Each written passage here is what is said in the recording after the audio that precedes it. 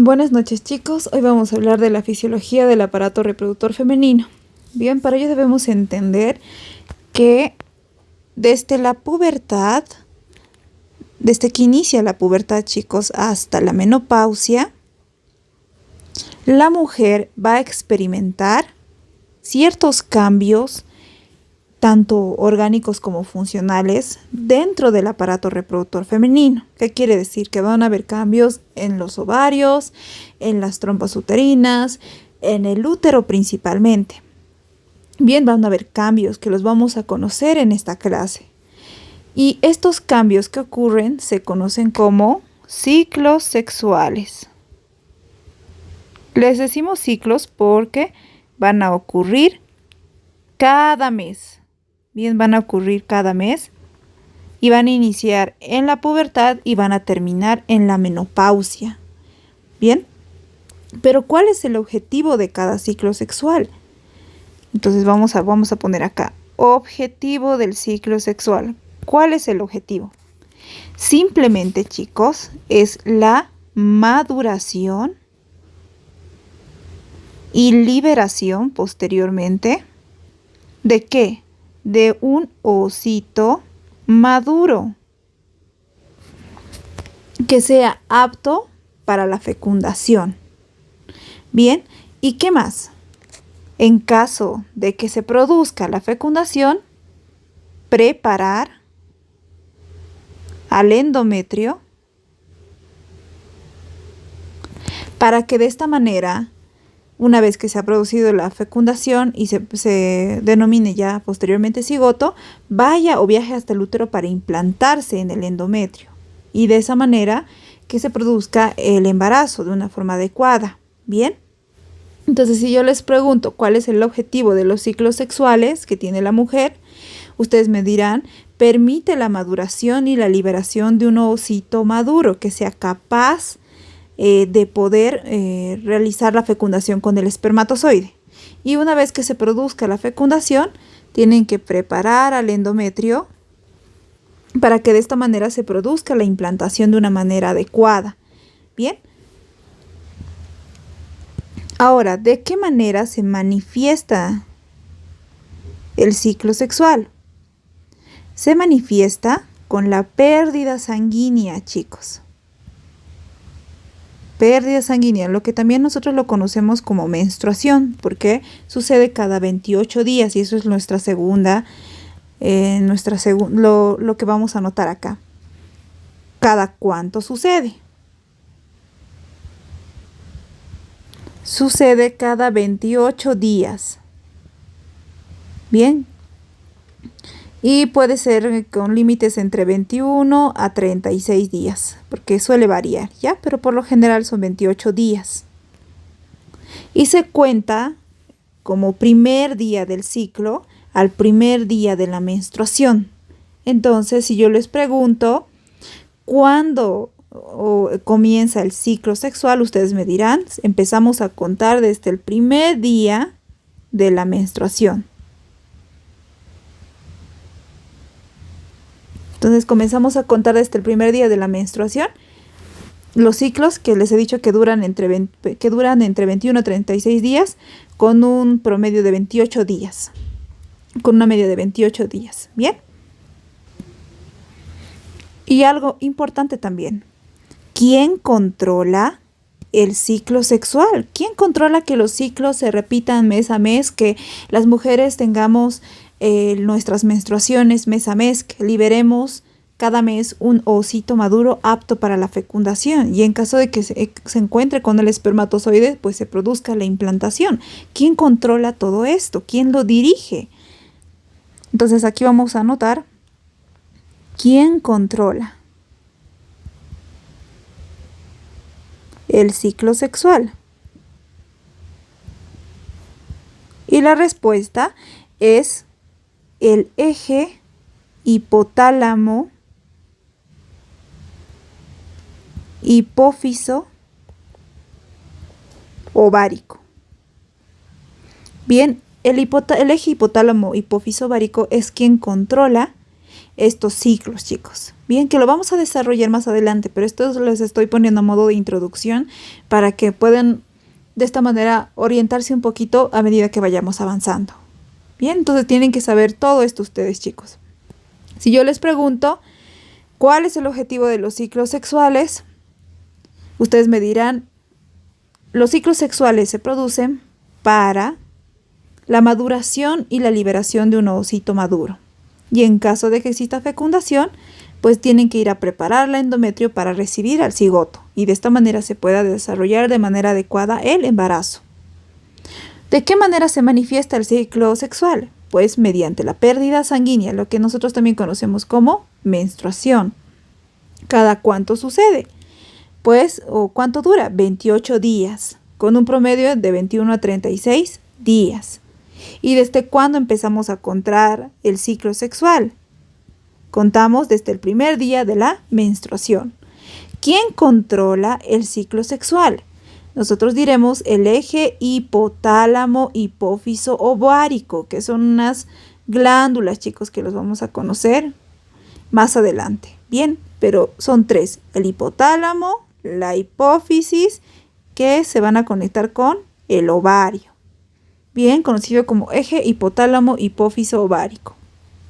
Este eje es quien controla los ciclos sexuales. Bien, ¿cuándo comienza este ciclo sexual? Inicia en la pubertad. ¿Y cuándo termina? Termina en la menopausia. Bien, eso es lo que ustedes tienen que saber. Entonces vamos a hablar primero del eje hipotálamo hipófiso ovárico, quien es encargado de controlar el ciclo sexual. Es encargado de que se lleve a cabo este ciclo sexual en la mujer. Bien, chicos, entonces vamos a hablar acá, vamos a subrayar y vamos a poner eje hipotálamo hipófiso ovárico. Vamos a hablar de este eje, ¿bien? Para ello nos vamos a hacer un esquema acá. Aquí tenemos al cerebro, chicos, ¿bien? Al cerebro, y aquí tenemos una glándula. Si estamos haciendo un corte lateral, chicos, una vista lateral, mejor dicho, del cerebro. Bien, esto es anterior, esto es posterior, y aquí tenemos a una glándula que se conoce como hipotálamo. Bien, hipotálamo. Y justo por debajo del hipotálamo vamos a encontrar otra glándula que tiene esta forma así.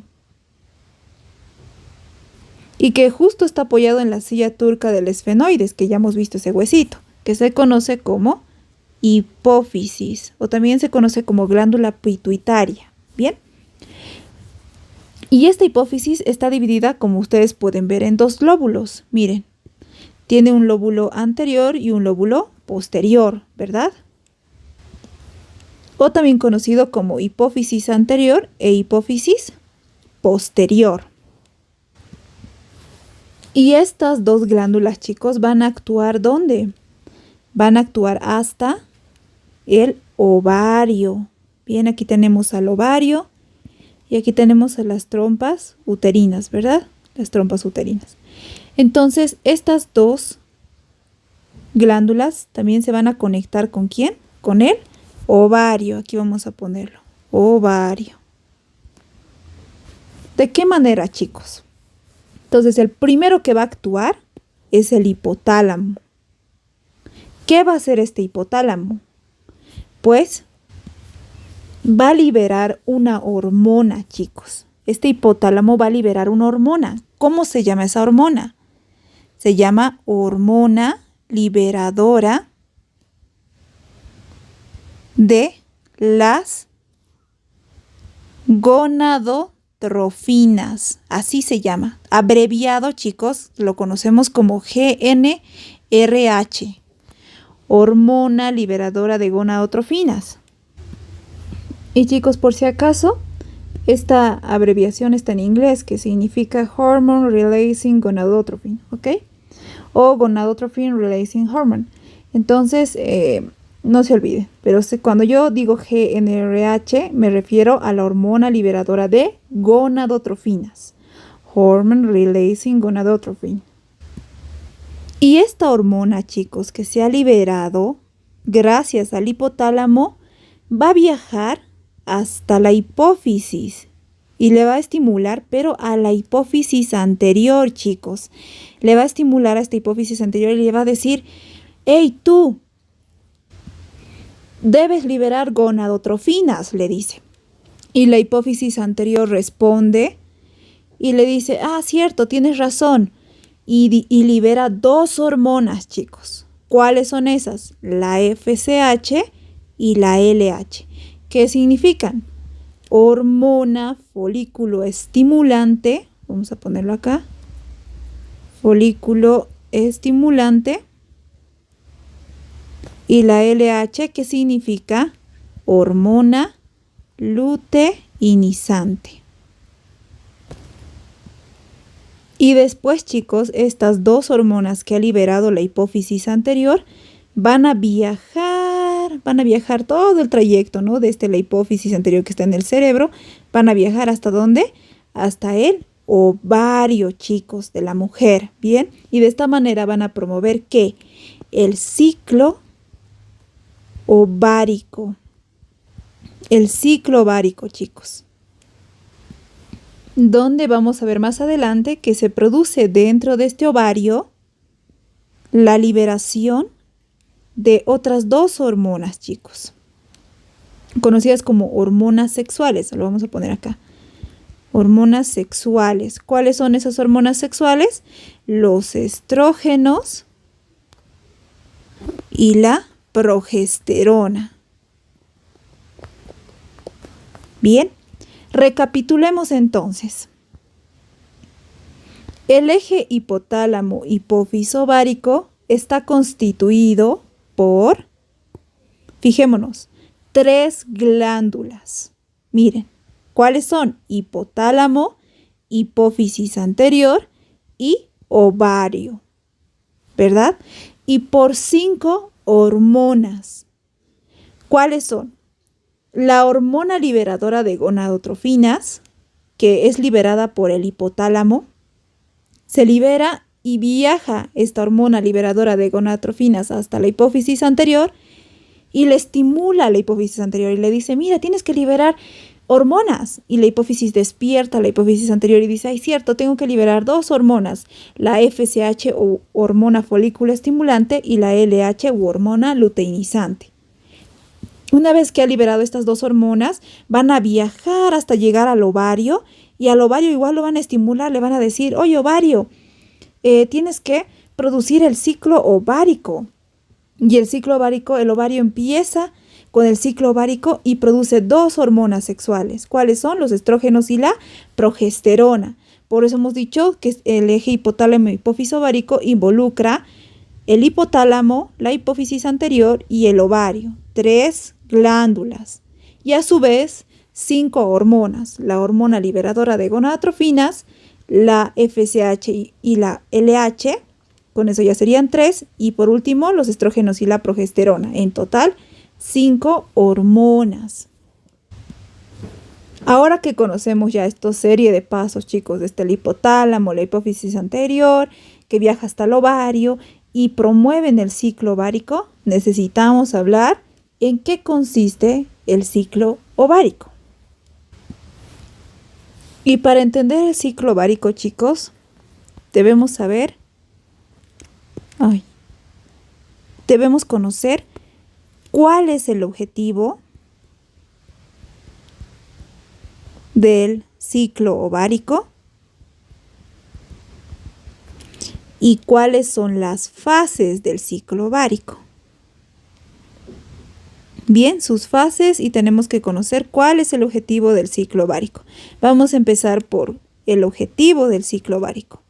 No es nada más, chicos, que la maduración y la liberación ¿de qué? De un ovocito maduro, apto para la fecundación. Si yo les pregunto cuál es la El objetivo del ciclo ovárico, ustedes me tienen que decir, el ciclo ovárico que se lleva a cabo dentro del ovario no es nada más o se produce nada más para producir la maduración del ovocito y que éste se libere y que sea apto para la fecundación. Es lo que ustedes me tienen que responder. ¿Y cuáles son las fases de este ciclo ovárico para que ese ovocito madure y sea apto para la fecundación? Pues hay fases, chicos. ¿Cuáles son esas fases? Tenemos 3 fases. ¿Cuáles son? La fase folicular, fase de la ovulación y por último tenemos a la fase lútea.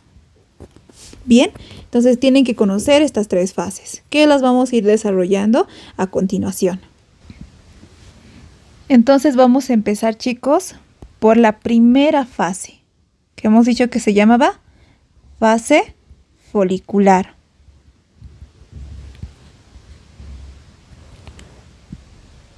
Y su mismo nombre nos dice, chicos, ¿a qué se refiere con fase folicular? ¿Qué se imaginan ustedes cuando yo digo fase folicular? Que es una fase donde se va a producir la maduración ¿de qué? De los folículos, ¿verdad? De los folículos. Habíamos hablado ya de los folículos que tienen dentro un ovocito. Entonces, en esta fase van a madurar esos folículos, chicos. ¿Bien? Y ya habíamos indicado que, vámonos a nuestro dibujito, que el hipotálamo produce la liberación de la GnRH, que va a estimular a la hormona folículo estimulante. Su mismo nombre igual nos dice, chicos, la FSH, ¿qué va a hacer? ¿Qué va a hacer esta hormona folículo estimulante? Pues va a estimular a que maduren los folículos. Entonces, esta GnRH va a estimular a esta FSH para que se pueda producir en la hipófisis anterior y esta FSH viaja hasta el ovario. Y en el ovario se produce el ciclo ovárico, empezando por la fase folicular. Entonces, ¿quién actúa en esta fase? ¿Qué hormona actúa? Me tienen que decir la FSH o la hormona folículo estimulante, porque es la fase folicular, donde se va a producir la maduración de los folículos ováricos. Eso es lo que ustedes me tienen que decir. ¿Bien? Y todo comienza en el ovario, chicos. Y esto ya lo habíamos visto igual en una clase, donde hemos dicho que vamos a tener primero a un folículo aquí que va a estar madurando. Así, pequeñito, ¿verdad? Con células planas. Vamos a encontrar aquí un folículo con células planas. Así, de esta manera, con sus núcleos y todo. Y dentro suyo, ¿qué vamos a encontrar? Vamos a encontrar a un ovocito que va a estar madurando. Y va a estar rodeado por esta capa de células planas, ¿verdad?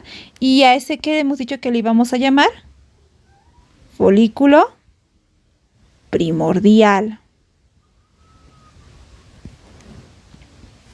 Pero después, chicos, este folículo primordial, gracias a esta hormona FSH, que ha sido liberada por la hipófisis anterior, va madurando. ¿Y cómo va madurando? Pues su capa deja de tener una capa de células planas y esta capa ya se vuelve cúbica o cilíndrica baja, así de esta manera, un poco más altas ya las células. Así. Y en el medio vamos a encontrar de igual manera al ovocito. Y además, chicos, entre el ovocito y la capa de células foliculares cúbicas empieza a depositarse un material. Vamos a hacer de este color.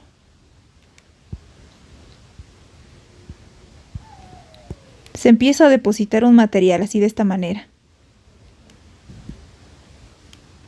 Hialino, chicos. ¿Qué quiere decir? Que es como un material transparente.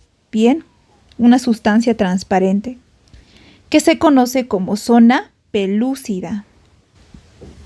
Y más adelante, chicos, vamos a ver que esta zona pelúcida es muy importante porque ayuda con el transporte de sustancias nutritivas desde las células foliculares hasta el ovocito, ¿verdad? Y listo, nuestro folículo ha madurado de folículo primordial a folículo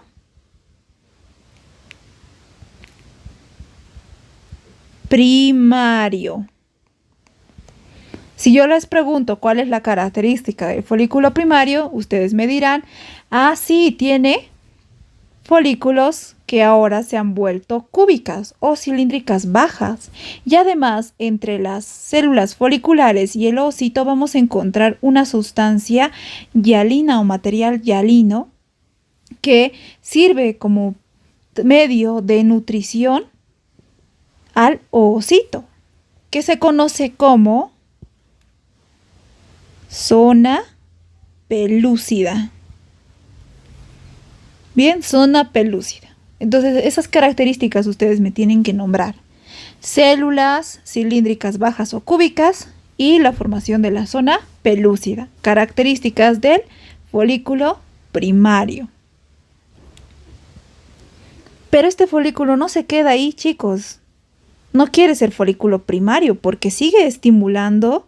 La FSH lo sigue estimulando este folículo primario. Entonces, este folículo primario va a seguir madurando. ¿Y a qué va a madurar esta vez? Pues ahora va a ser un poco más grande. ¿Por qué razón? Porque estas células foliculares, chicos, van a empezar a multiplicarse y ya van a formar un epitelio en capas. Cuando hablamos de epitelio en capas, chicos, ya lo conocemos como epitelio estratificado. Bien, estratificado. Entonces va a tener ya así unas capitas. Aquí vamos a encontrar células foliculares. Pero ya no va a haber una capa solamente, chicos, van a haber varias capas. Por eso le decimos epitelio estratificado. Bien, epitelio estratificado. Cuando las células foliculares se multiplican, van a disponerse en capas. Y eso nosotros lo conocemos como epitelio estratificado. Y en el medio, de igual manera, vamos a encontrar a nuestro ovocito y vamos a encontrar a la zona pelúcida que se ha formado más antes, ¿no? Cuando era folículo primario. Y a este epitelio estratificado, chicos, que vemos aquí, lo vamos a conocer como capa granulosa. ¿Por qué le decimos granulosa? Porque fíjense, tiene una especie de granitos, ¿verdad? Por eso le decimos capa granulosa. ¿Ya?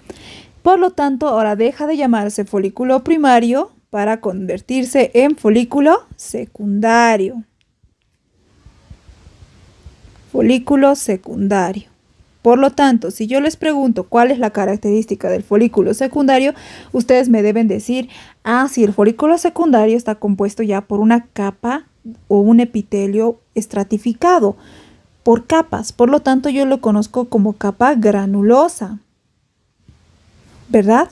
Y de igual manera encuentro al ovocito. Pero su mayor característica es que se forma la capa granulosa. Típico del folículo secundario. Pero no se queda ahí. Este folículo secundario va a seguir siendo estimulado por la FSH. Por lo tanto, este folículo secundario va a seguir madurando. ¿Y cómo va a madurar? Entonces ya tenemos, chicos, a un folículo mucho más grande. Inclusive un poco más grande lo vamos a dibujar. Así.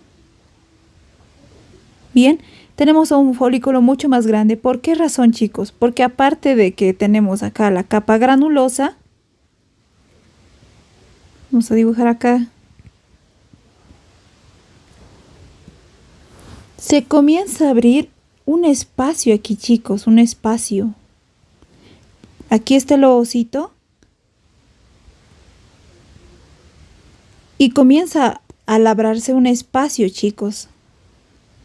A ese espacio lo vamos a conocer como cavidad folicular o antro. Bien, entonces vamos a anotarlo aquí.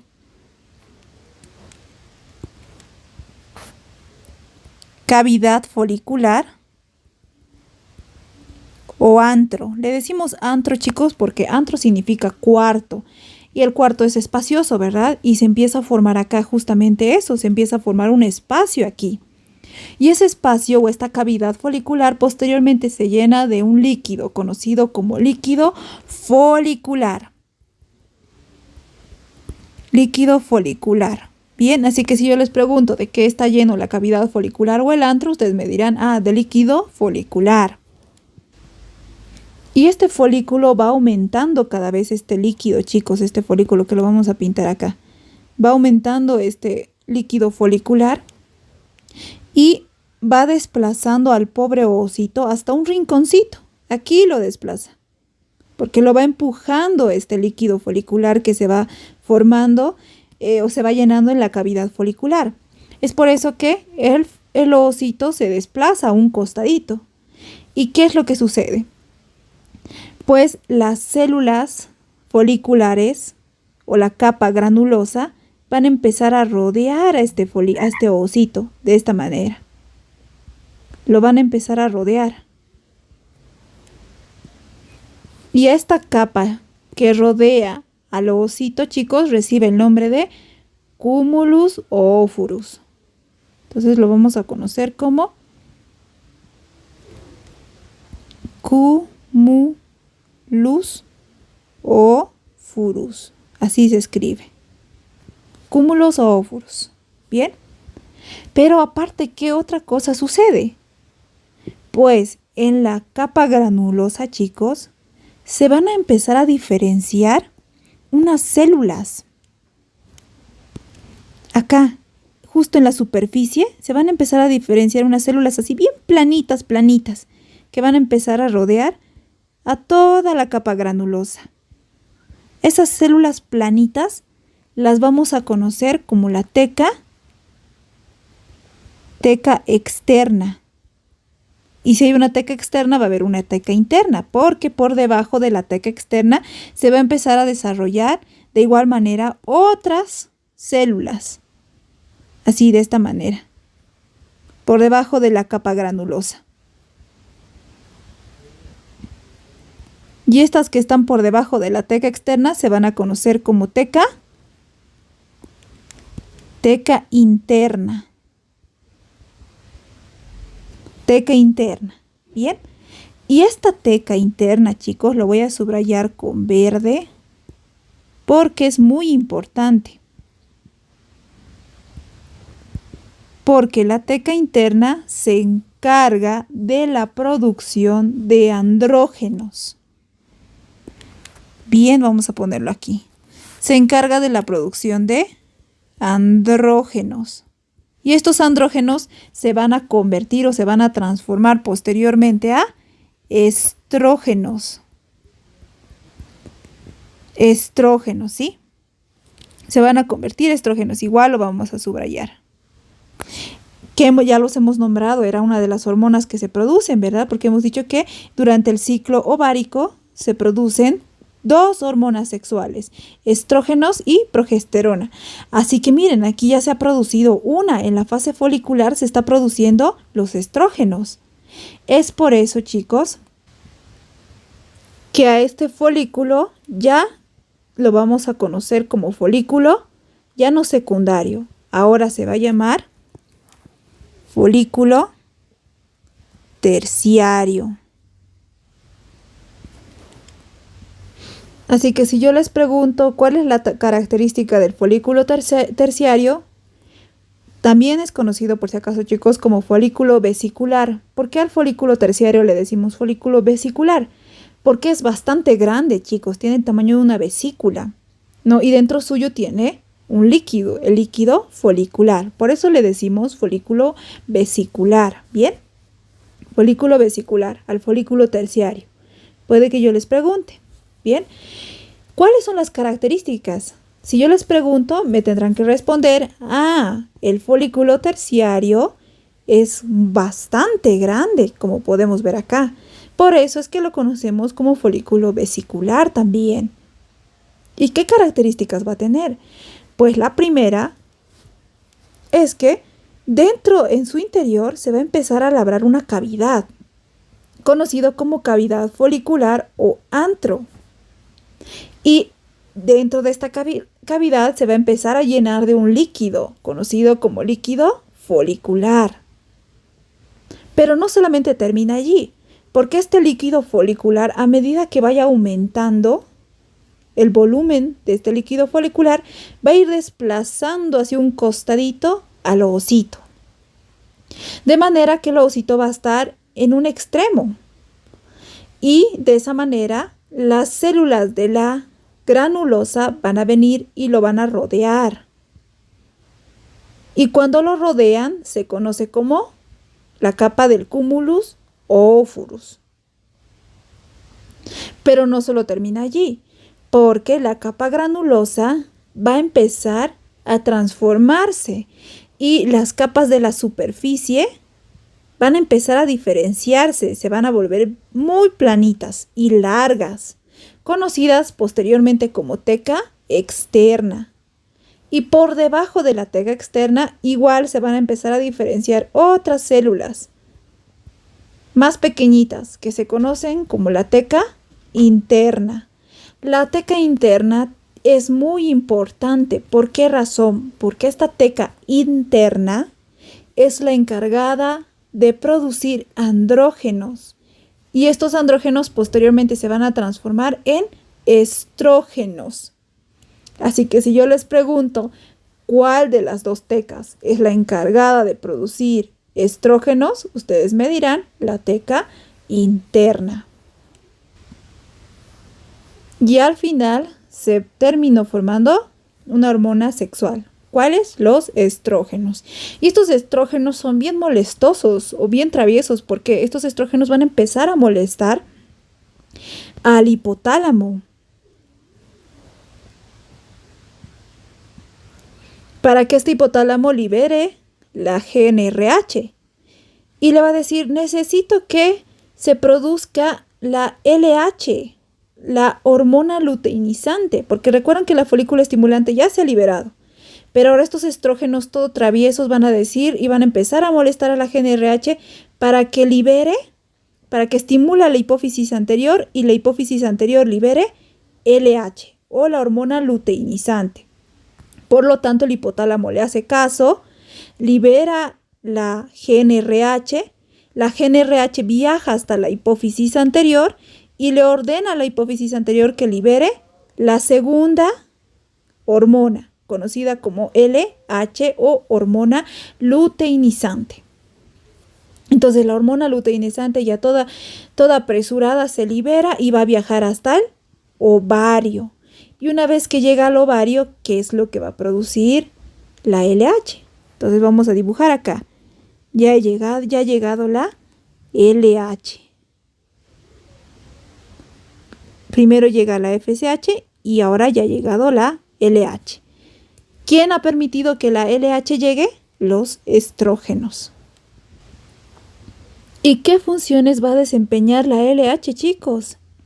Pues va a tener dos funciones importantes, chicos. La primera, va a provocar que este ovocito, que está en el folículo terciario o en el folículo vesicular, reinicie la primera división meiótica, porque ya hemos visto en gametogénesis, chicos, en el videíto que les he pasado, que el ovocito se detiene en la primera división meiótica, no la termina, no la culmina. Y entonces, antes de la ovulación, habíamos dicho que la LH viene y lo va a estimular y le va a decir, hey, tú ovocito, ya es hora de que te levantes y que comiences a trabajar. Tienes que reiniciar tu primera división meiótica. Por lo tanto, este ovocito se pone las pilas nuevamente y comienza para terminar la primera división meiótica. Y segundo, chicos, ¿qué pasa? Esta LH en este folículo terciario o folículo vesicular provoca que este líquido folicular siga aumentando de tamaño, de volumen. Entonces el líquido folicular sigue aumentando y este folículo va a llegar a un punto en el que ya no va a poder soportar tanto volumen. Por lo tanto, va a romperse. se va a romper. Bien, aquí lo vamos a borrar. Esta gomita, aquí está. Se va a romper este folículo terciario o folículo vesicular que ya no puede con tanto líquido folicular que se rompe. Por lo tanto, produce la ovulación. Porque como se rompe, este ovocito que ahora ya no está solito porque hemos dicho que está rodeado por el cúmulus ófurus y aparte aquí nos hemos olvidado dibujar su zona pelúcida, entonces va a ser liberado. ¿Dónde va a ser liberado? En las trompas uterinas que vamos a dibujarlo más adelante. Y aquí, chicos, es donde termina la fase folicular, que solo comprende, como se habrán dado cuenta, la maduración de los folículos. ¿Qué de importante se produce acá? La liberación de los estrógenos, ¿verdad? Liberación de los estrógenos. Primero la FSH, que permite la maduración de estos folículos, y gracias a esta maduración se produce la liberación de estrógenos, que después este caprichoso va a molestar al hipotálamo para que libere GnRH y la GnRH posteriormente libere LH. Una vez que la LH ya está en el ovario, ya ha llegado hasta el ovario, va a empezar a molestarle al ovocito y le va a decir, ya es hora de que empieces a trabajar, tienes que reiniciar tu primera división meiótica. El ovocito le hace caso y después la LH aumenta el volumen del líquido folicular para que de esta manera el folículo terciario ya no aguante y de esta manera se rompa para producir posteriormente la liberación de este ovocito, que ahora ya no está solo, porque hemos dicho que está rodeado por la zona pelúcida y por el cúmulus ófurus. Allí termina la fase folicular, para que demos paso a la segunda fase. ¿Cuál es la segunda fase, chicos? La fase de la ovulación. Ahora entramos a la ovulación como tal, chicos. Entonces vamos a colocar aquí segunda fase, fase de la ovulación. Ya hemos entrado a esta segunda fase, chicos, fase de la ovulación. Que en simple resumen, esta fase simplemente es la ovulación o la liberación del ovocito del folículo terciario o el folículo vesicular. ¿Y qué pasa en esta fase, chicos? Pues hemos dicho que el folículo terciario comienza a empujar y a llenarse de líquido folicular, por lo tanto esto va a empezar a presionar aquí en el ovario, va a empezar a presionar y presionar y la capa se va a adelgazar, va a dejar de recibir irrigación, por eso lo conocemos como mancha avascular a esta porción de acá, que también se conoce como estigma, porque presiona, que lo deja planito esa parte, por eso le decimos mancha vascular o estigma, porque ya no recibe irrigación. Y como esa parte del ovario se va volviendo tan delgadito y se va debilitando, ya empieza a romperse. Se empieza a romper parte del tejido del ovario. Es por eso que durante la ovulación o cuando estamos ovulando, muchas mujeres experimentamos dolor a nivel de la fosa ilíaca y en el lado derecho por lo general, ¿no? Pero eso varía de qué lado estemos ovulando, si del lado izquierdo o del lado derecho. Pero gracias a esta ruptura y a este desgarro también que se produce en el ovario, podemos experimentar este dolor que es conocido como dolor intermenstrual, ya que a veces inclusive puede estar acompañado de una leve o ligera hemorragia o ligero sangrado. Y ahora ya saben a qué se debe. Ese dolor que a veces experimentamos cuando estamos ovulando se debe a que se produce la ruptura de la liberación del ovocito y a la ruptura de la pared del ovario, del ovario, ¿no? Que se va adelgazando. Listo, chicos, de esa manera se libera, se termina liberando y cae hacia las trompas, hacia las fimbrias y posteriormente al infundíbulo de la trompa uterina. Por si acaso ya hemos visto las partes de la trompa uterina, así que cae hasta el infundíbulo de la trompa uterina. ¿Qué cae? Uno, el ovocito, pero no está solo. Habíamos dicho que no está solo este ovocito, porque ahora está rodeado ¿de quién? De la zona pelúcida. Pero aparte está rodeado del cumulus ófurus, ¿verdad? Hemos dicho que está rodeado del cumulus ófurus, por esta capa que surge de la capa granulosa. Pero chicos, este cumulus ófurus, una vez que cae hasta las trompas uterinas, específicamente hasta el infundíbulo, deja de llamarse cumulus ófurus, para esta vez convertirse en la corona radiante. Así se la conoce ya en la fase de la ovulación. ¿Bien? Entonces, esto es importante, no confundirse. Ahora al cumulus ófurus en la fase de la ovulación la vamos a conocer como corona radiante, porque fíjense, es como una coronita que rodea al ovocito.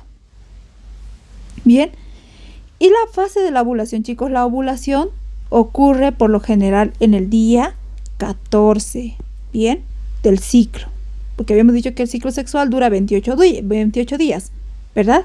Aproximadamente. Entonces, en el día 14 por lo general ocurre la ovulación. Bien.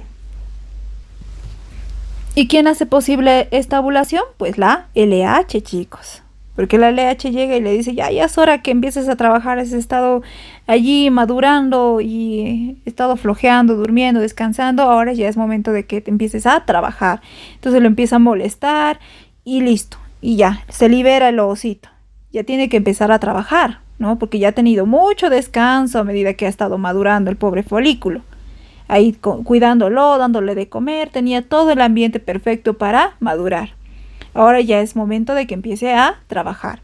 Entonces ese ovocito es liberado para posteriormente pasar a la última fase. ¿Cuál es esa fase, chicos? La tercera fase, conocida como la fase lútea.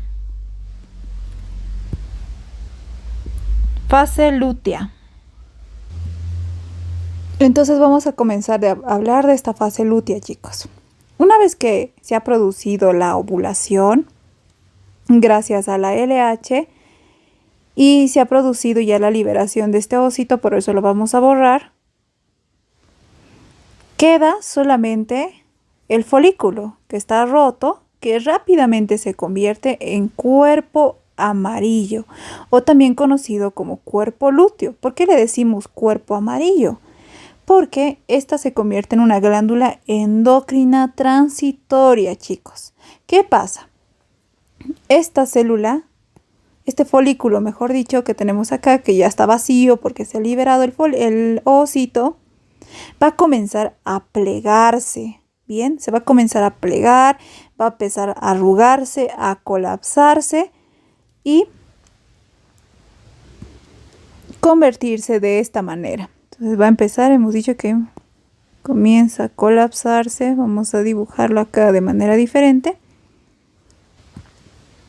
Pero no desaparecen las células de la capa granulosa, sino más bien al contrario, estas células van a empezar a acumular un pigmento amarillo dentro del citoplasma. Así, de esta manera. Que va a estar así. Todas las células van a empezar a acumular un pigmento amarillo. Es por eso que les decimos células luteínicas o cuerpo amarillo. Y estas células que han acumulado ese pigmento van a empezar a producir otra hormona, chicos. ¿Qué hormona? Y aquí con verde igual lo vamos a pintar. La progesterona.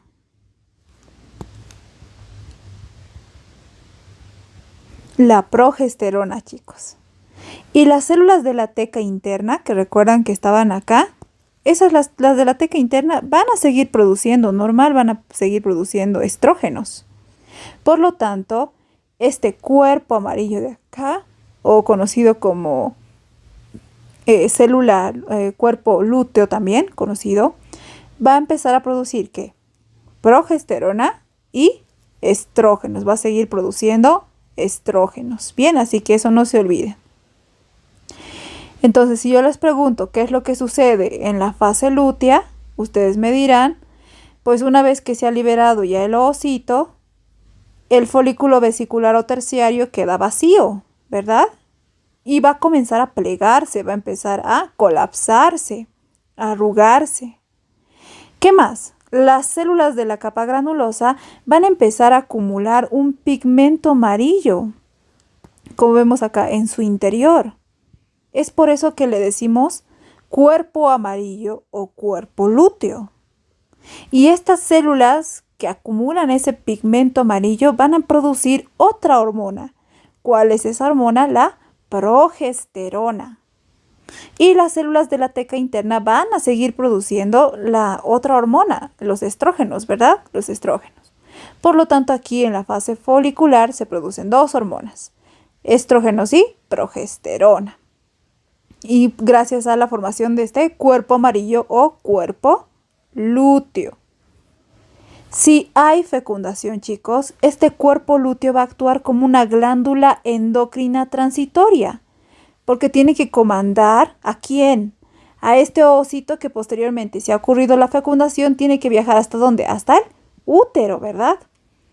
Pero en caso de que no haya fecundación, ¿qué es lo que va a pasar? No va a haber embarazo, ¿no? Y por lo tanto, este cuerpo lúteo ya no tiene nada que hacer allí, porque este ovocito va a morir.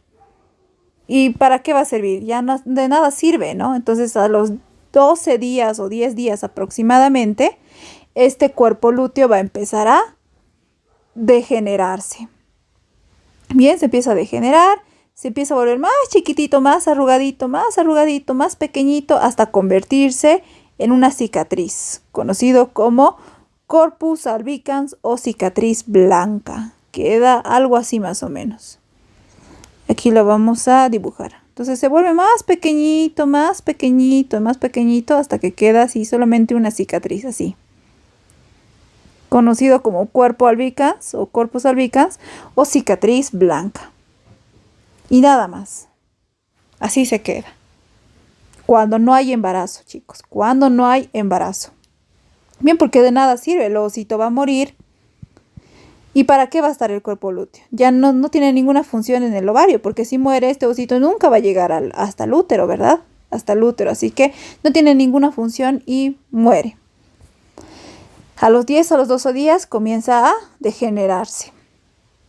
Pero ¿qué pasa si este ovocito se encuentra con el espermatozoide y se produce la fecundación? En ese caso, este cuerpo amarillo, cuerpo lúteo, tiene que seguir funcionando para seguir secretando y produciendo progesterona y estrógenos para entrar al ciclo uterino, chicos. Porque sabemos que una vez que este ovocito ha sido liberado y es fecundado por el espermatozoide, se forma el cigoto. Este cigoto tiene que viajar ¿hasta dónde? Hasta el útero, y en el útero es donde se va a producir la implantación. Por lo tanto, el útero es muy importante, chicos, y todos los cambios que van a ocurrir en el útero van a estar comandados mientras tanto por este cuerpo amarillo o cuerpo lúteo, que tiene que seguir produciendo esta progesterona y los estrógenos. Es por eso que ahora vamos a pasar al ciclo uterino, imaginando que se ha producido la fecundación y ahora este cigoto tiene que viajar hasta el útero. Es por eso, chicos, que ahora vamos a hablar del ciclo uterino. Bien. El ciclo uterino, chicos, está comandado por estas hormonas que se han liberado o se están liberando en el ovario. ¿Cuáles son? La progesterona y los estrógenos. Bien, porque hemos dicho que si hay fecundación, Este cuerpo amarillo, cuerpo lúteo, actúa como una glándula endocrina transitoria para producir estrógenos y progesterona que van a generar cambios, chicos, a nivel del endometrio del útero. Sabemos que el útero está compuesto por 3 capas. Tenemos al perimetrio, la capa más externa, que es una capa serosa. Tenemos una capa intermedia, que es conocido como la muscular o el miometrio. Y tenemos por último la capa más interna, ¿verdad? Que es el endometrio, endodentro. Por lo tanto, se produce el ciclo uterino, chicos. Bien, y el ciclo uterino está compuesto, al igual que el ciclo ovárico, por fases. ¿Cuáles son esas fases? Pues son 4 fases que tenemos que conocer del ciclo uterino, chicos. 4 fases. ¿Cuáles son? Primero es la fase número 1. Fase menstrual. Su mismo nombre les dice qué pasa en esa fase, chicos. Se produce la menstruación. Luego pasamos a la fase proliferativa, que como lo dice su nombre, el endometrio se va a empezar a regenerar, va a empezar a proliferar. Luego pasamos a la fase secretora, donde ese endometrio va a empezar a engrosarse, por eso le decimos secretora. Y por último pasamos a la fase isquémica. Isquemia, por si acaso, chicos, significa muerte. El tejido empieza a morir porque ya no tiene irrigación, porque ya hemos dicho que el tejido necesita ¿de qué? De nutrientes. ¿Y dónde están los nutrientes? En las arterias. Por lo tanto, si ya no hay arterias que irriguen al endometrio, el endometrio, este tejido, va a empezar a morir. Isquemia significa morir, el tejido muerto. Por lo tanto, va a empezar a morir tejido del endometrio. Por eso le decimos fase isquémica. Así que si yo les pregunto cuántas fases tiene el ciclo uterino, ustedes me tienen que decir, son 4. La fase menstrual, la fase proliferativa, secretora e isquémica. Tienen que decirme en orden, chicos. Menstrual, proliferativa, secretora e isquémica. ¿Bien? Listo, entonces vamos a empezar hablando de la primera fase, la fase menstrual.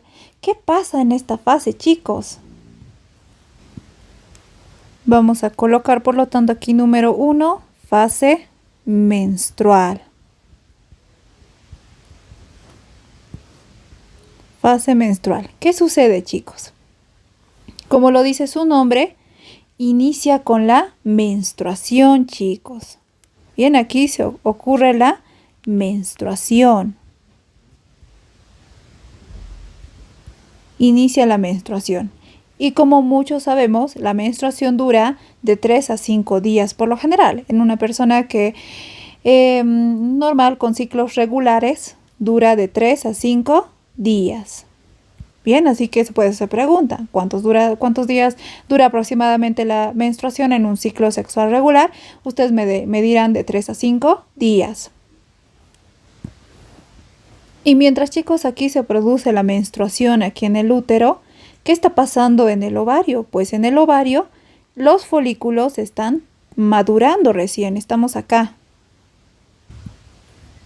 Entonces los folículos recién están madurando, chicos. Bien, aquí estamos en el folículo primordial, folículo primario. Por lo tanto, no se ha formado aún el cuerpo lúteo. No hay cuerpo lúteo, chicos, porque recién están madurando los folículos. Y hemos dicho que el cuerpo lúteo, ¿qué hormonas produce? La progesterona y los estrógenos. Por tanto, en esta fase menstrual, como recién están madurando los folículos, no hay aún cuerpo lúteo. Por lo tanto, no tenemos estrógenos, ni tampoco tenemos progesterona. No hay, ¿verdad? Tenemos un poco tal vez de estrógenos porque la teca interna, a medida que va madurando, va produciendo también estrógenos. Entonces, porque tenemos bajos niveles de estrógenos, pero nada de progesterona. ¿Y qué provoca aquí, chicos? Para esto debemos recordar 2 cosas importantes, chicos. Los estrógenos están encargados de mandar o de comandar a las arteriolas. No olvidarse. Y la progesterona se encarga de comandar al miometrio. ¿Bien? Bien, así que si yo les pregunto, ustedes tienen que saberse esto. Que los estrógenos comandan a las arteriolas que se encuentran en el endometrio, o sea, estas arteriolas de acá, y la progesterona se encarga de comandar al miometrio, o sea, de esta capa de acá, ¿no? Como en esta fase menstrual, chicos, no hay estrógenos y tampoco hay producción de progesterona, ¿qué es lo que va a pasar? Empecemos con los estrógenos, que comandan las arteriolas. Aquí vemos el útero con sus 3 capas que ya les había dicho, y en el endometrio vamos a encontrar a las arteriolas espirales, como ya habíamos visto en la clase de anatomía del aparato reproductor femenino. Entonces aquí vamos a tener a estas arteriolas en el endometrio, conocidas como arteriolas espirales. Aquí vamos a anotar, arteriolas espirales. Como no hay estrógenos, estas arteriolas se van a contraer. A ese proceso se le conoce como vasoconstricción. ¿Qué quiere decir? Se van a volver así de delgaditas, se van a contraer, van a reducir su diámetro. Miren, de este diámetro a un diámetro muy pequeñito. Por lo tanto, deja de fluir sangre al endometrio. Porque miren, aquí como tenía un gran espacio, la sangre podía fluir tranquilamente. Pero como esta arteria espiral ahora ha sufrido vasoconstricción, ha reducido su diámetro, la sangre ya no va a poder pasar, apenas un poquitito va a poder pasar, chicos.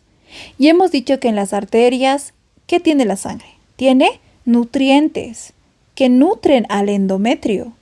Como hay vasoconstricción, el endometrio ya no se va a nutrir, por lo tanto, el tejido va a empezar a morir y se va a empezar a desprender, porque ya no sirve, está muerto. Y hemos dicho que el endometrio, chicos, está compuesto por 3 capas, ¿cierto?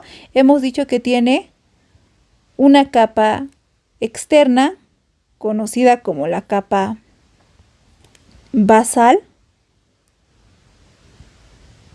Tenemos a otra capita que se conoce como la capa esponjosa y por último a la capa compacta, ¿cierto? ¿Qué pasa en esta fase menstrual? Pues se van a desprender estas 2 capitas de acá, la capa esponjosa y la capa compacta. Estas 2 habíamos dicho que se conoce como capa funcional o decidua. Entonces, estas 2 capas, esponjosa y funcional, se van a desprender porque ya no tienen sangre que las pueda nutrir. Entonces mueren y se desprenden. Por eso empieza la fase menstrual o la menstruación. Porque además se rompen estas arteriolas espirales, se van a romper y van a generar sangrado. Y de allí es que le conocemos como fase menstrual.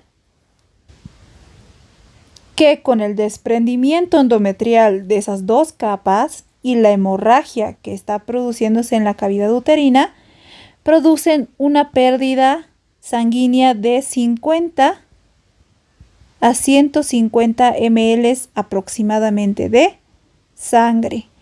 Entonces, durante la menstruación, nosotras las mujeres perdemos entre 50 a 150 ml de sangre. Bien, junto con otras, con tejido, por ejemplo, del endometrio que se ha descamado, también encontramos eso. Bien. Y un dato interesante aquí, chicos, es que se habrán dado cuenta que la sangre menstrual no coagula, no puede coagularse. Y eso se debe a que esta sangre menstrual está conformada por enzimas proteolíticas. ¿Qué hacen estas enzimas? Ya habíamos dicho que las enzimas son como unas personitas que son asesinas, ¿verdad? Que son asesinas. Entonces, ¿qué es lo que van a hacer? Van a encontrar la proteína conocida como fibrinógeno, que es necesario para que se produzca la coagulación sanguínea. ¿Y qué es lo que van a hacer estas enzimas? Las van a destruir, las van a matar. Y de esa manera, como ya no hay estas proteínas porque están muertas, ya no hay este fibrinógeno, entonces la sangre ya no coagula. ¿Bien? Listo, ya sabemos la función de los estrógenos. Pero también hemos dicho que no había nada de progesterona. Y hemos dicho que la progesterona está relacionada con el funcionamiento del miometrio. Por lo tanto, como no hay nada de progesterona, ¿qué es lo que va a ocasionar en el útero? Va a estimular al miometrio. Todo esto es el miometrio, chicos, esta capa roja, que es músculo. ¿Y qué es lo que le va a decir? Tienes que empezar a contraerte. Y el miometrio, todas las células del miometrio le van a hacer caso y van a empezar a contraerse, así de esta manera. Se empiezan a contraer y de esta manera van a ayudar a que los restos de la capa funcional o de la capa decidua se puedan eliminar. Y no solo eso, chicos, porque aparte de esta progesterona, tiene una función muy importante, que es la hemostasia. Imagínense que sin que participe la progesterona, que produce la hemostasia, y cuando hablamos de hemostasia, por si acaso, chicos, me refiero a que para el sangrado. Eso es hemostasia, para el sangrado. ¿Bien? Entonces, estas contracciones que se producen en el miometrio, ¿qué es lo que hacen? A estas arteriolas espirales de acá, las van a ocluir. ¿Qué van a hacer? Vamos a dibujar acá. Aquí tenemos una arteria espiral, que la estamos viendo cortadito desde arriba, y el miometrio va a venir y va a empezar a contraerse, y va a empujar a sus paredes. De esta manera, va a empujar y la va a cerrar. Por lo tanto, esta arteriola se va a cerrar así. Se va a cerrar completamente y de esa manera se detiene el sangrado, ¿no? Porque si no, en la menstruación no pararía el sangrado y eso no está bien porque no podemos perder más allá de 150 ml de sangre. Por lo tanto, el papel de la progesterona es muy importante porque gracias a que produce la contracción del miometrio, produce la oclusión de esta arteriola y de esa manera ya no hay pérdida sanguínea. Se produce la hemostasia. Así que si yo les pregunto cuál es el papel de los estrógenos y de la progesterona, ¿ustedes qué me tienen que decir? ¿Qué producen? Pues los estrógenos, como están encargados de las arteriolas, como no tenemos estrógenos, va a provocar vasoconstricción, van a reducir el diámetro. Es por eso que la sangre ya no va a poder pasar, ya no va a haber nutrientes y el endometrio, específicamente la capa funcional o la decidua que está formado por la compacta y por la esponjosa, se van a desprender, van a morir estos tejidos. Y en caso de la progesterona, como tampoco tenemos progesterona y está encargada del miometrio y no hay, este miometrio va a empezar a contraerse. Y al contraerse va a ocluir a estas arterias espirales y de esa manera va a provocar la hemostasia, que quiere decir que ya no hay sangrado. Es lo que ustedes me tienen que decir. Y no se olviden que la menstruación, la fase menstrual dura 3 a 5 días en un ciclo regular y se pierde aproximadamente entre 50 a 150 ml de sangre. No podemos perder más. ¿Y eso quién lo controla? La progesterona. Para después pasar a la siguiente fase, chicos. Ahora vamos a ver la segunda fase, la fase proliferativa. Aquí vamos a anotar segunda fase, fase proliferativa.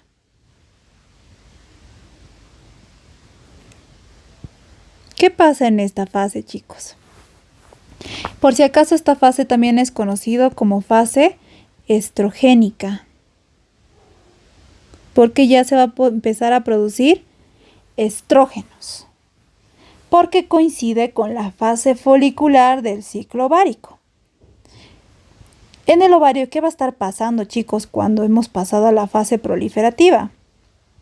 En el ovario, estos ovocitos están madurando y ya se forma la teca interna y la teca externa. Y habíamos dicho que la teca interna se encarga de la producción de estrógenos. Por lo tanto, estrógenos ya va a haber, vamos a tener estrógenos, porque este ovocito, esta capa folicular ya está produciendo estrógenos gracias a la formación de la teca interna.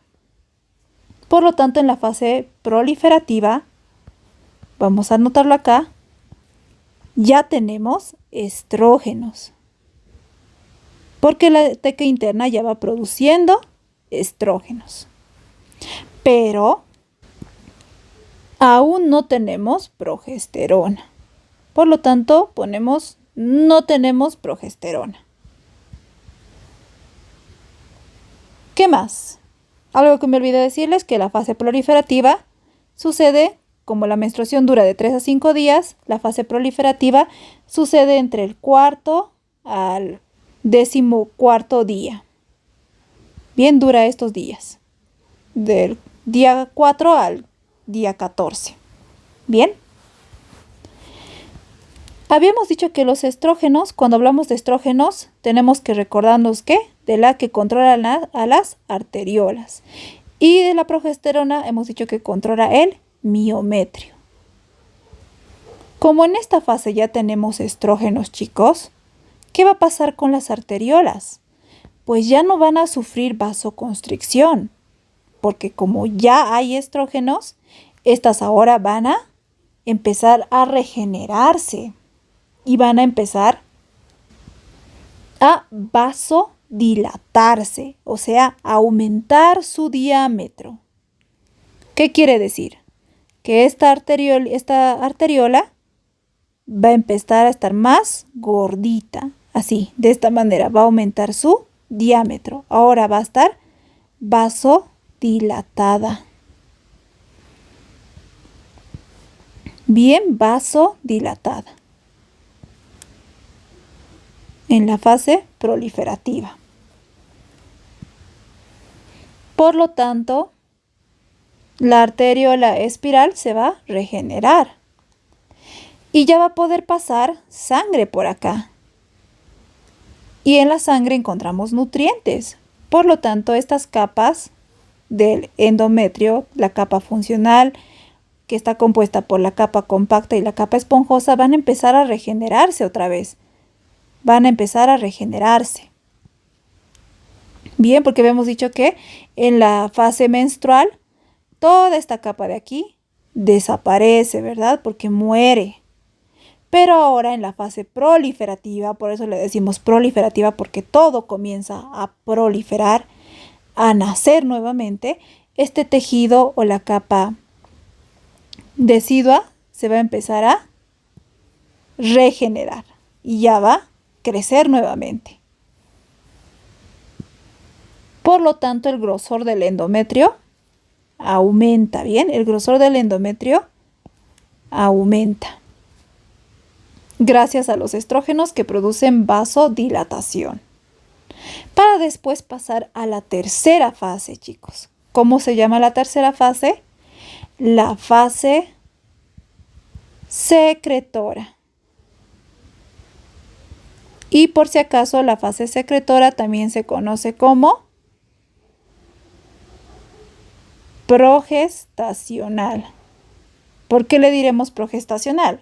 Porque ahora sí ya se va a empezar a producir progesterona. ¿Por qué razón? Porque coincide con la ovulación, chicos. Coincide con la ovulación. Como se ha producido la ovulación, hemos dicho que se va a empezar a formar el cuerpo amarillo. Y el cuerpo amarillo empieza a secretar un pigmento. Habíamos dicho, ¿no? Las células empiezan a secretar un pigmento que van a producir progesterona. Y la teca interna va a seguir produciendo estrógenos. Eso habíamos dicho. Por lo tanto, en esta fase vamos a tener estrógenos y vamos a tener progesterona. Por eso le conocemos también como fase progestacional. ¿De qué día a qué día se extienden? Pues como este día dura hasta el día 14, se va a extender desde el día 14 hasta el día 26. ¿Y cuál es la función de la progesterona, chicos? Habíamos dicho que la progesterona está encargada del miometrio.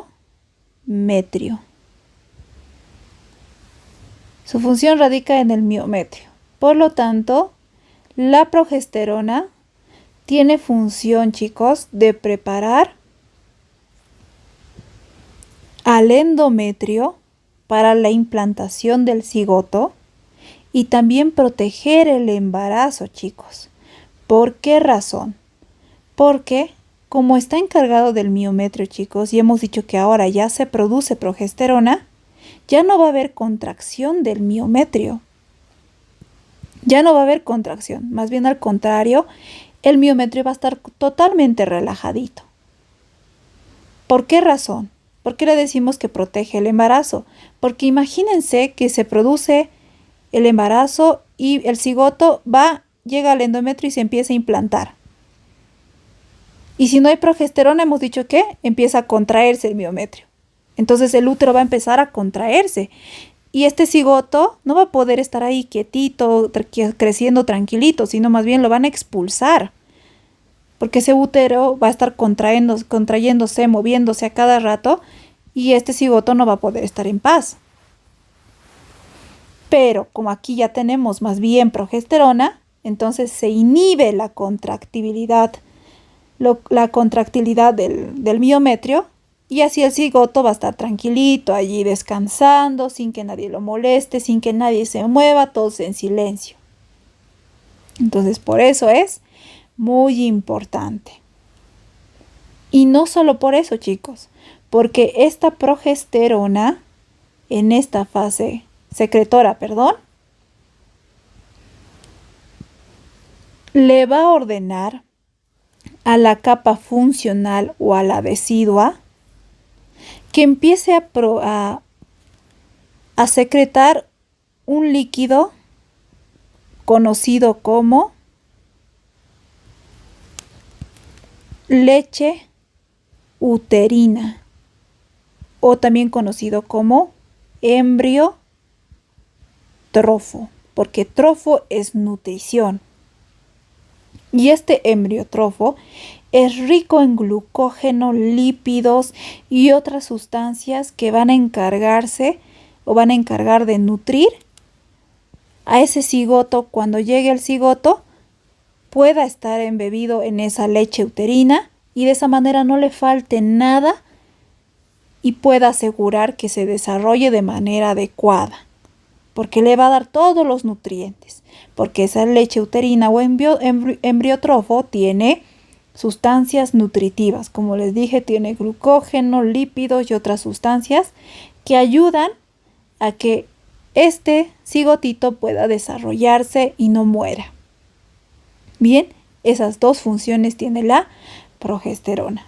No olvidarse, inhibe la contractilidad del miometrio y produce u ordena a la capa funcional o decidua que produzca una sustancia conocida como leche uterina o embriotrofo, que es rica en sustancias nutritivas y que van a ayudar a nutrir al cigoto para que de esta manera se vaya desarrollando de forma adecuada.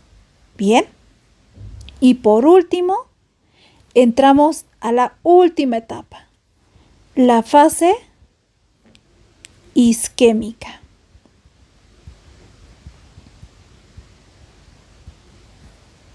O también conocida como premenstrual, porque es una fase antes de que se produzca la menstruación. Y sucede del 26 al 28, del día 26 al día 28, culminando así el ciclo sexual, porque el ciclo sexual hemos dicho que dura 28 días por lo general. Y esta fase, chicos, es bien cortita, porque como lo dice su nombre, isquémica. ¿Qué es lo que pasa? Empieza a degenerar la capa funcional o la capa compacta. Estas dos capas empiezan a degenerar porque se produce vasoconstricción, ya no hay nutrientes y esta capa empieza a descamarse, empieza a morir. Para dar después paso a la fase, nuevamente volvemos a la fase menstrual. Porque como el tejido muere, tiene que descamarse y luego empieza a sangrar porque se rompen las arterias espirales, como habíamos dicho, y entramos nuevamente a la fase menstrual y se va repitiendo el ciclo una y otra vez en caso de que haya fecundación y se produzca la implantación del cigoto. Y con eso hemos terminado, chicos, la fisiología del aparato reproductor femenino. No se olviden de estas fases, tanto del ciclo ovárico como del ciclo uterino. ¿Bien? Y un dato extra, chicos, que deben considerar es que cuando se ocurre la fecundación y por lo tanto hay embarazo, este cuerpo lúteo hemos dicho que actúa como una glándula endocrina transitoria, ¿verdad? Que no puede degenerar porque produce estrógenos y progesterona que son importantes para que se lleve a cabo un embarazo normal o adecuado. ¿Y quién impide que este cuerpo lúteo no degenere, sino más bien se mantenga allí para producir estas hormonas?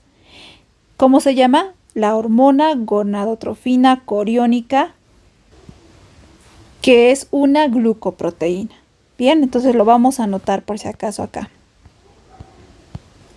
Si yo les pregunto, ¿quién impide que el cuerpo lúteo degenere? Aquí lo vamos a anotar. ¿Quién impide que el cuerpo lúteo degenere y de esta manera pueda seguir produciendo estrógenos y progesterona? La gonadotrofina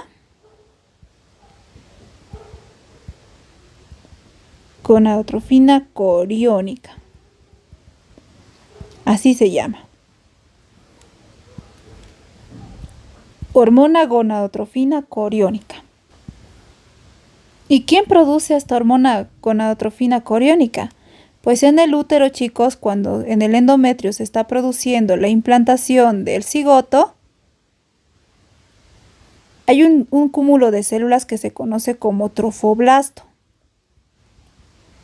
Ese cúmulo de células, conocidas como trofoblastos, son las encargadas de producir a esta hormona gonadotrofina coriónica. Y aquí vamos a encontrar unos pequeños vasitos. Y esa hormona puede inclusive difundirse, ¿no? Por esas lagunas. Es por eso que en la tercera semana, una vez que ya se ha producido la implantación, esta hormona la podemos detectar en la sangre.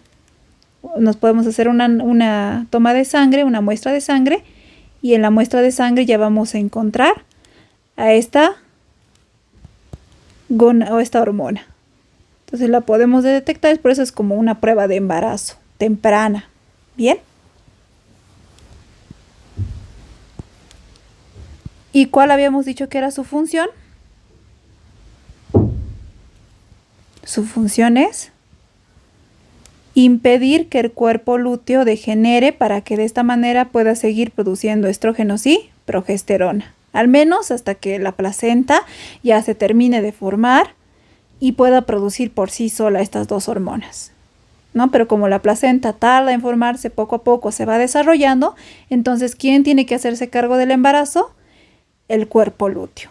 ¿Y quién impide que degenere? La hormona gonadotrofina coriónica.